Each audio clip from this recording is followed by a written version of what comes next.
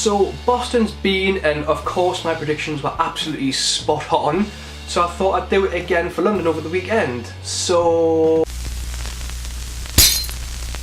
I cannot believe how quick London's came about. Before I make my predictions for the men's and women's elite race for Sunday, I thought I'd quickly recap what happened for Boston and compare my predictions and how far and miles away I was from the winners. So I predicted Jordan Hersey and Galen Rupp to win the male and female elite races. Jordan Hersey unfortunately pulled out. I think it was only a couple of hours before the start, and Galen Rupp was nowhere to be seen. I mean, the weather was rank. It was disgusting. I mean, watching it on the news feed, I didn't picture it to be that bad, but when it was cutting out the feed and tampering with the sound, oh, it was disgusting. But to see Desi Linden and Yuki Kawauchi win it, it's fantastic. They ran a strong and tactical race, they acclimatised to the conditions, and Desi did what she does best. With 10k to go, she put her foot down and deserved the win.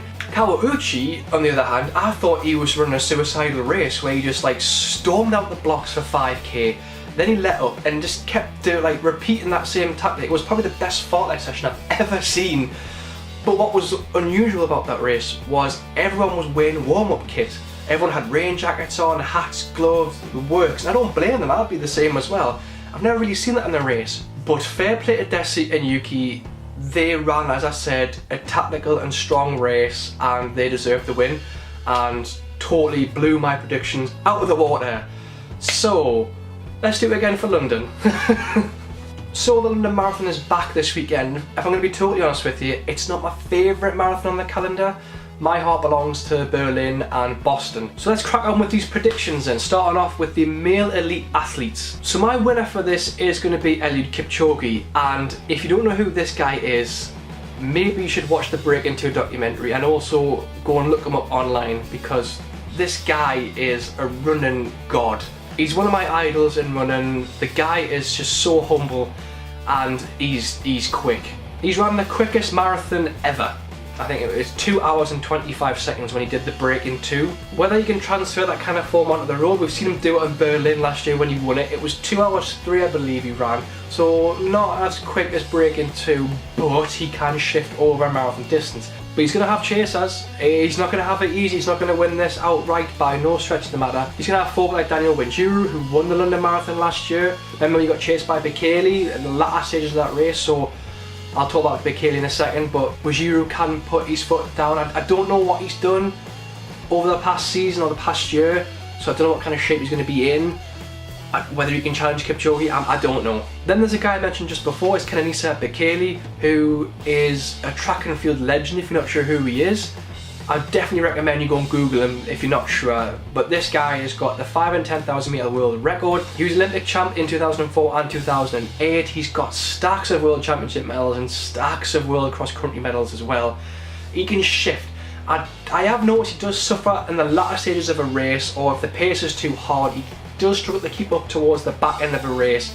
Although, like I mentioned, at last year's London Marathon, he did almost claw his way back, but Winjuru just floored it towards the back end and just left him for dead. Then we've got Mo Farah, who everyone knows and everyone will know on the start line. He did the double-double in 2012 and 2016. He's won the Great North Run 4 times in a row, but I don't think he's gonna win this. He's fantastic at half marathon distances, we've seen that. Like I mentioned, he won the Great North Run 4 times on the spin. He's raced against Bekele, so he knows what to expect there, but he's only, from what I've researched, ran 1 marathon in his entire running career. Although that was 2 hours 8, which was an English record, I don't think it's going to be enough to beat like the likes of Kipchoge and Bekele. I just think he's going to be there in the pack. I don't think he's going to be there on the podium. Might be a bit controversial, but I just think Mo's not quite there yet in terms of marathon to fitness. Whether I'm going to be proven wrong, we'll see, but I don't think Mo's going to do as well as what people are predicting. Sorry. So now we move on to the female elite athlete race. And again, this card is absolutely stacked. We've got a world record holder in the marathon, we've got a track and field legend in there as well. So my winner for this is going to be Tirunesh Dibaba, and like Bekele, she is a track and field legend in Ethiopia.